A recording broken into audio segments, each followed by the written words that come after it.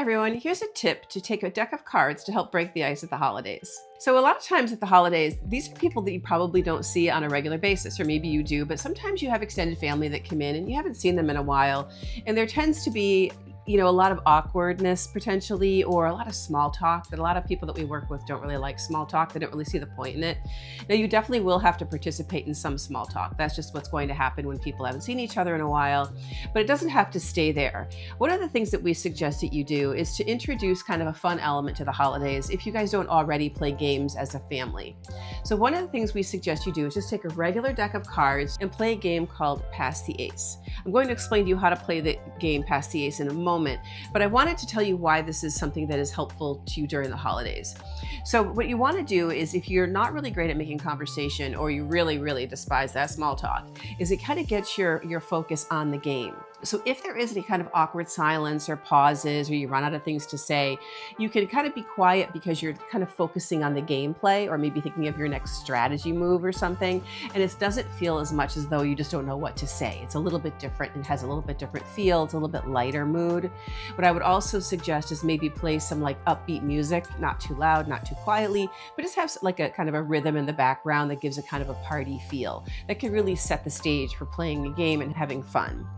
For this particular game, every person is going to need 3 tokens of some sort. Some people might use pennies, you might use Hershey Kisses, it could be anything. You could use dried noodles, it doesn't really matter, as long as everybody has 3 of something. And what you're going to do is have one person be the dealer, and what they do is they're going to give 1 card to each player face down. Everyone's going to look at that 1 card, and if they have a king, they're going to show that card. If you don't have a king, you don't show your card, you just kind of keep that to yourself. So if you have a king, that means you're safe for that round, so good for you. And in the way we play it is, it means that the person to your left and right are basically frozen, so they're not able to really do any gameplay, but they can be played upon, which I'll explain. So basically what you want to do in this game is just not be the lowest card, and the lowest card in this game is an ace. So if you have an ace, you want to pass that on to the next person. So what you're going to do is just take it face down and take that person's card and give them your bad card, and then you've got your new card, which hopefully is higher than an ace. Once you have a card that's higher, you know you're safe because they've just gotten the lower card. Then that person is going to go to the person to their left, look at the card and say, do I think that I need to change cards so I don't have the lowest card at the table? And then they take the other person's card face down, and that person gets their card. They don't have a say in that, by the way. They have to give up their card. So it's just one of those things. And then they look at their card to see, oh, I've got a 7, so I'm safe now because I gave a 2 away.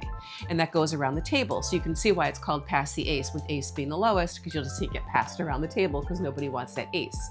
If it gets back to the dealer, and the dealer has an ace or a card they think is going to be the lowest at the table, they can exchange with the top card on the deck, and that's their new card. Then everybody reveals what they have, and then the lowest card puts in a token in the middle of the table.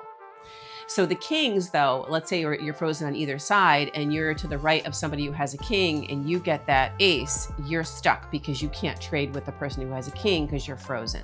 So in that situation, you're just kind of sitting there. You have no choice. You have to keep that ace. So you might end up having to put a token in.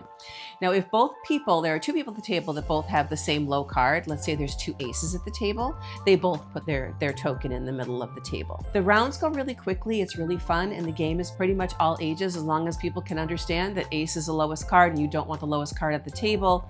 They are able to play the game, and so it's a nice game that you can play multi-generationally. It can get a little competitive sometimes, which can also be fun depending on your family.